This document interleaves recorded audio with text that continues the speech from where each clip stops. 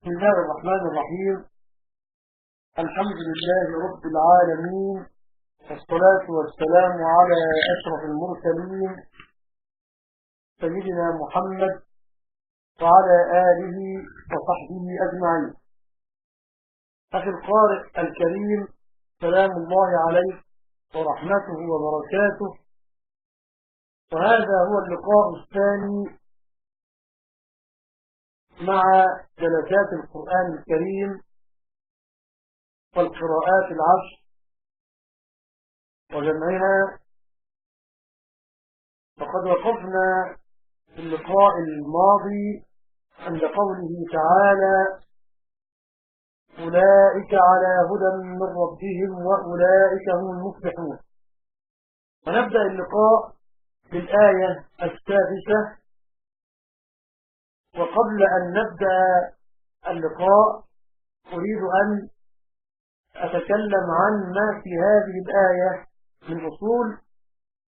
عندنا كلمة سواء مد متصل متطرف مضموم الهمز من شام وحمزة وفقا الأوجه الخمسة القياسية، وهي الوجه الأول الحذف مع القصر سواء لوجود ألف واحدة سواء. الثاني الدال مع التوسط باجتماع ألفين، الألف الأصلية والمبدلة سواء. الثالث الإبدال مع الإشباع باجتماع ثلاث ألفات، الأصلية والمبدلة وألف بينهما سواء. الرابع والخامس التفسير بالروض مع المد والقصر، والمد أولى أقدم بالأصل سواء. وهذه الأوجه تأتي مع المكسور أيضا من السماء عليهم من جمع لا تخفى ضم الهاء لحمزة ويعقوب وصلة لورش عليهم أنذرتهم بهمز الخفض، والسكت الخلف عن حمزة بخلف عنه، وكذا أنذرتهم همزتان مفتوحتان من كلمة. قرأ قالون وأبو عمرو وأبو جعفر بالتسكين مع الإثقال هكذا أنذرتهم. ومعه من شام في أحد وجهين، ولهشام الإدخال مع التحقيق أنذرتهم. وقرأ ورش وابن كثير قوي بالتسكين مع ترك الإدخال هكذا أنذرتهم. ولورش وجه ثاني هو إبدالها ألفا مع الإشباع مد لازم كلمة شبه مثقل، لأن النون مخفاة في الذال فلا هي مدغمة ولا هي مظهرة، هكذا أنذرتهم. ولا يخفى إبدالها من الساكن لورش والسوسي وأبي جعفر لا يؤمنون. اقرأ يا شيخ محمود الآية لقانون تكون مع التفكير والإتقان. أعوذ بالله من الشيطان الرجيم. بسم الله الرحمن الرحيم. إن الذين كفروا سواء عليهم أنذرتهم أم لم تنذرهم لا يؤمنون. وافقك دور أبي عمرو وهشام في أحد وجهين، لأن أبا جعفر له الصلة والسوسي كالهمز الساكن. وهنا نعطف السوس والعطف معناه الموافقة والمغايرة أو المخالفة، وافق التوفي قانون بسكون الجمع والتسهيل مع الإدخال، غالبا في الإبدال. اقرأ للتوفي بالإبدال مع التسهيل والإدخال. إن الذين كفروا سواء عليهم أنذرتهم أم لم تنذرهم لا يؤمنون. اقرأ الإنسان والجهر الثاني الإدخال مع التحقيق. إن الذين كفروا سواء عليهم أنذرتهم أم لم تنذرهم لا يؤمنون. الإخوان تحقيق مع قصد الإدخال. إن الذين كفروا سواء عليهم أأنذرتهم أم لم تنذرهم لا يؤمنون. وفقك عاصم والكفاء والعاشر. قانون بالصلة مع الفصل. إن الذين كفروا سواء عليهم أنذرتهم أم لم تنذرهم لا يؤمنون. هذا الوجه قياسا مع ابن كثير وأبو جعفر قياس، لكن هنا في هذه الآية خالفا، لأن ابن كثير له ترك الإبطال وأبو جعفر له إبدالها مثال، فخالفا لا يوافق. ونعطف من آخر الآية اقرأ لأبي جعفر بالإبدال إبدالها مثال. إن الذين كفروا سواء عليهم أنذرتهم أم لم تنذرهم لا يؤمنون. ابن كثير تفسير ترك الإبطال. إن الذين كفروا سواء عليهم أنذرتهم أم لم تنذرهم لا يؤمنون. قانون صلة بالتواصل. إن الذين كفروا سواء عليهم أنذرتهم أم لم تنذرهم لا يؤمنون. يعني هناك قواعد ثابتة في الجمع، آية فيها مد وفيها صلة. القصد مع السكون معك أبو عمرو ويعقوب. القصد مع الصلة معك ابن كثير وأبو جعفر. توسط مع السكون معك أهل التوسط، إلا إذا كان هناك مانع يمنع أحدا من هذا أو من هذه الموافقة. يعني قرأنا الآن لقانون الوجه الذي لا يوافقه أحد الصلة مع التوسط، هذا الوجه ليس معه أحد. نقرأ لرويج بضم الهاء مع التسكين بلا إدخال. إن الذين كفروا سواء عليهم أنذرتهم أم لم تنذرهم لا يؤمنون. يعني هنا إن لم يكن هناك همزتان كلمة يعقوب ضم الهاء، لكن قرأنا الرويج وحده لأن الرويج له التسهيل مع ضم الهاء. هنا أيضا عطف موافقة ومغايرة، موافقة في ضم الهاء، مخالفة في الهمزتين. اقرأ العرف بالتحقيق مع ضم الهاء. إن الذين كفروا سواء عليهم أأنذرتهم أم لم تنذرهم لا يؤمنون. اقرأ الورش بالإشباع وصلة ميم التي بعدها همزة مع إبدال الهمزة الثانية من أنذرتهم والهمزة الثانية. إن الذين كفروا سواء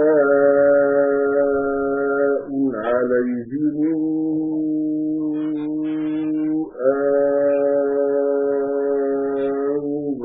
أنذرتهم أم لم تنذرهم لا يؤمنون. قلنا الإبدال لأنه مقدم على التفسير. اقرأ وجه التفسير. إن الذين كفروا سواء عليهم أنذرتهم أم لم تنذرهم لا يؤمنون. اقرأ لحمزة بالإشباع ضمها عليهم وأجلها من السجن. إن الذين كفروا سواء عليهم أأنذرتهم أم لم تنذرهم لا يؤمنون. اقرأ بسكت الخلف. إن الذين كفروا سواء عليهم أأنذرتهم أم لم تنذرهم لا يؤمنون.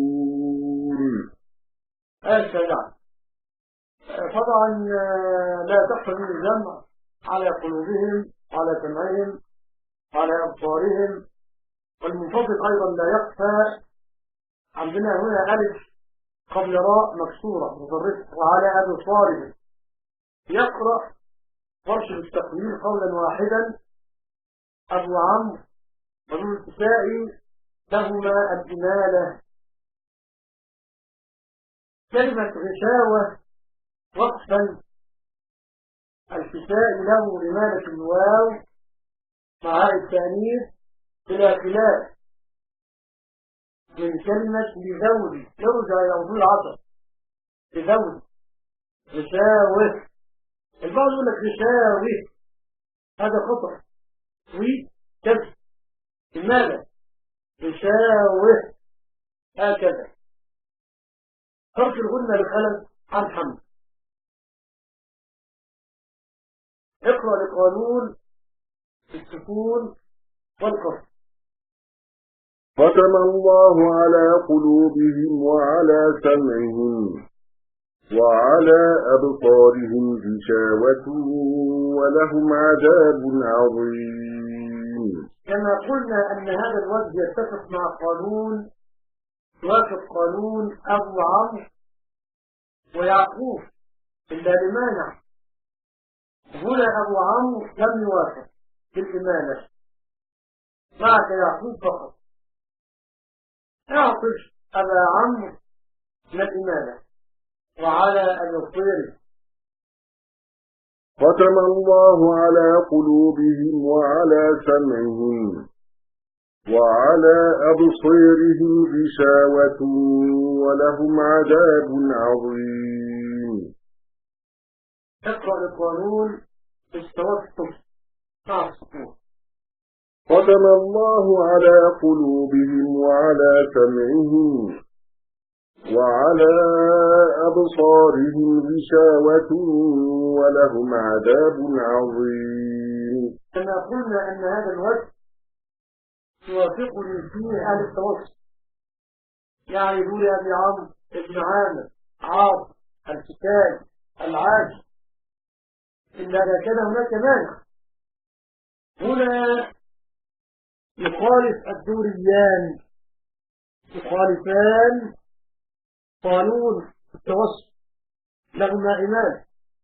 هنا في التوسط مع السكون وافقني ابن عامر وعاصم والعاصر فقط. عطف أبا الحارث من كلمة غشاوة.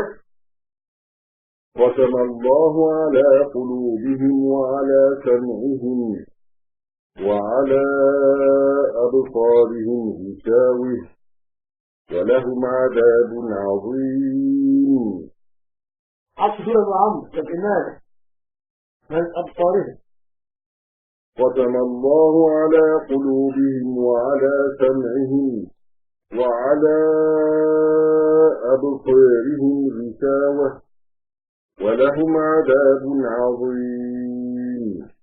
وعلى أبصارهم غشاوة ختم الله على قلوبهم وعلى سمعهم وعلى أبصارهم غشاوة ولهم عذاب عظيم. ورش إشباع مع التقليد وعلى أبصارهم. ختم الله على قلوبهم وعلى سمعهم وعلى أبصارهم غشاوة ولهم عذاب عظيم. خلف إشباع مع الفتح وترك الغنى. ختم الله على قلوبهم وعلى سمعهم وعلى أبصارهم غشاوة ولهم عذاب عظيم. الناس إشباع مع الغنى. ختم الله على قلوبهم وعلى سمعهم وعلى أبصارهم غشاوة ولهم عذاب عظيم. قانون صلة مع القصد. ختم الله على قلوبهم وعلى سمعهم وعلى أبصارهم غشاوة ولهم عذاب عظيم. هنا وافقني ابن كثير وأبو جعفر يعني لا مانع في الموافقة. آخر شيء بقى بنقرأ القانون في العطاس. ختم الله على قلوبهم وعلى سمعهم وعلى أبصارهم غشاوة ولهم عذاب عظيم. الآية الثامنة ومن الناس أمانة دول أبي عمرو ألف الناس المجرورة بلا خلاف من يقول فرد الغنى بكلام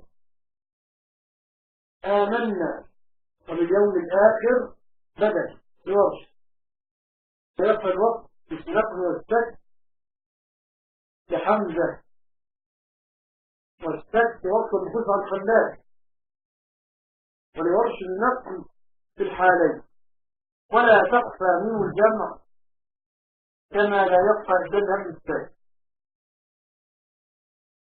الجمع نقرأ لقانون في السكون. ومن الناس من يقول آمنا بالله وباليوم الآخر وما هم بمؤمنين. معنى آل السكون سوى ورش وحمزة وأبي عمرو. عطف السوسي من الإبدال. ومن الناس من يقول آمنا بالله وباليوم الآخر وما هم بمؤمنين. مع تخلات في درس الثاني. قانون السنة. ومن الناس من يقول آمنا بالله وباليوم الآخر وما هم بمؤمنين. كما قلنا قياسا يكون مع ابن كثير وأبو جعفر. هنا وافقني ابن كثير فقط. أبو جعفر معه الزاد عطف أبي جعفر ما بالزاد. ومن الناس من يقول آمنا بالله وباليوم الآخر وما هم بمؤمنين. خلاد فتح والزاد. ومن الناس من يقول آمنا بالله وباليوم الآخر وما هم بمؤمنين. فرش بل التوسط مع الإبدال. ومن الناس من يقول آمنا بالله وباليوم الآخر وما هم بمؤمنين. خلت حمزة فرش الغنة مع السكت والإبدال. ومن الناس من يقول آمنا بالله وباليوم الآخر وما هم بمؤمنين. الشيخ يقول نعم إمالة النير.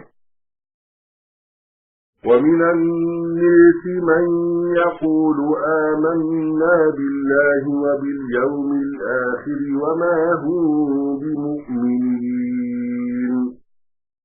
9 عندنا البدل يخادعون الله والذين آمنوا ورش طبعا وما يخدعون هكذا قال غيره نافع وابن كثير وأبي عمرو بفتح الياء والتال وسكون الخاء من الفعل المجرد الثلاثي خدع.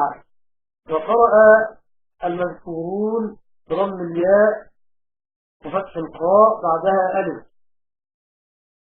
وكسر التال كالأول وما يخادعون من المخادعة المفاعلة لأنهم خدعوا أنفسهم بالكذب والبهتان فخدعتهم أنفسهم خدعتهم ورأوا يعني أوقعتهم في التهلكة ولا يخفى المنفصل من الجمع.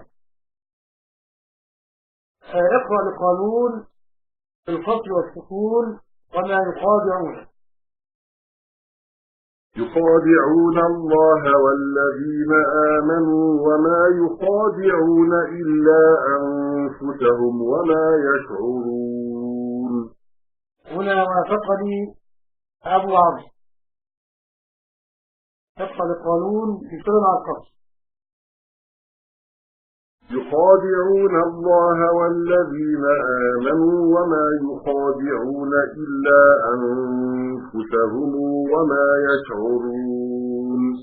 معي ابن كثير لأن أبا جعفر وما يخدعون قالوا متوسط السكون.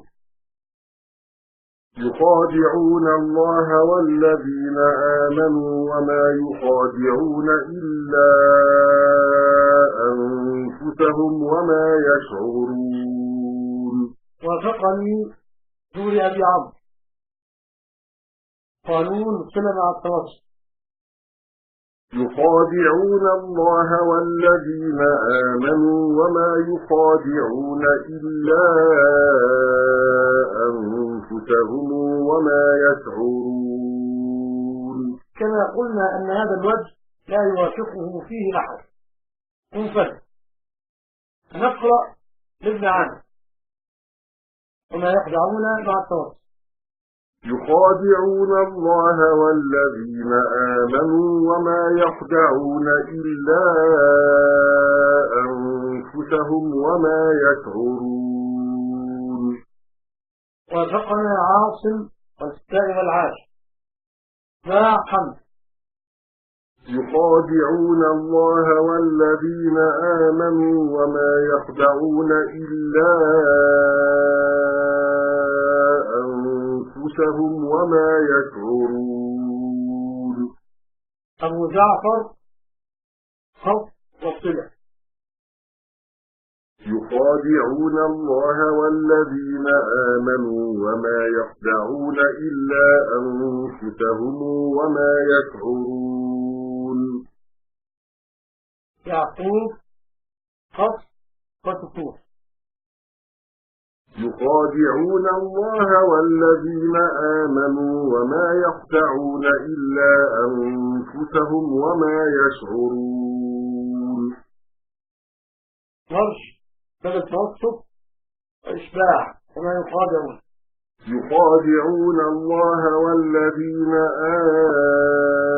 آمنوا وما يخادعون إلا أنفسهم وما يشعرون. آية العشرة في قلوبهم ولهم من ذنب فزادهم إمالة لحمزة وابن ذكوان بلا خلاف مرضا ولهم خلف خلق الغنى عذاب أليم. قرأ ورش بالنقل في الحالين وللحمد وقتا النقل والتحقيق مع ترك السكت وخلف له السكت ولو سكت وصلا بخلف عنه بما كانوا يكذبون. هكذا قرأ الكوفيون عاصم وحمزة والكسائي ومعهم العاشر فتح الياء وسكون الكاف وتخفيف الذال من الكذب. وقرأ الباقون بضم الياء وفتح الكاف وتشديد الذال بما كانوا يكذبون بالتكذيب. هذا الفعل مزيد بالتشديد وهو أبلغ في الكذب. اقرأ لقانون بالسكون ويكذبون. في قلوبهم مرض فزادهم الله مرضا ولهم عذاب أليم بما كانوا يكذبون. وفقنا أبو عمرو وهشام ويعقوب. اقرأ لعاصم إذا كانوا يكذبون. في قلوبهم مرض فزادهم الله مرضا ولهم عذاب أليم بما كانوا يكذبون. معنى الكتاب والعاج. اقرأ الورش في النقل ويكذبون. في قلوبهم مرض فزادهم الله مرضا ولهم عذاب أليم بما كانوا يكذبون. ابن ذكوان مال فزادهم ويكذبون. في قلوبهم مرض فزادهم الله مرضا ولهم عذاب أليم بما كانوا يكذبون. الذكوان انفرد. عطف خلاد من يكذبون. في قلوبهم مرض فزادهم الله مرضا ولهم عذاب أليم بما كانوا يكذبون. خلف بماذا تصفون. في قلوبهم مرض فزادهم الله مرضا ولهم عذاب أليم بما كانوا يكذبون. بماذا تصفون خلف. في قلوبهم مرض فزادهم الله مرضا ولهم عذاب أليم بما كانوا يكذبون. فنوصلت ويكذبون. في قلوبهم مرض فزادهم الله مرضا ولهم عذاب أليم بما كانوا يكذبون. معك ابن كثير وأبو جعفر. خلاص الله فيك يا شيخ محمود، وإن شاء الله نلتقي في القادم على خير. الله لك. السلام عليكم ورحمة الله وبركاته.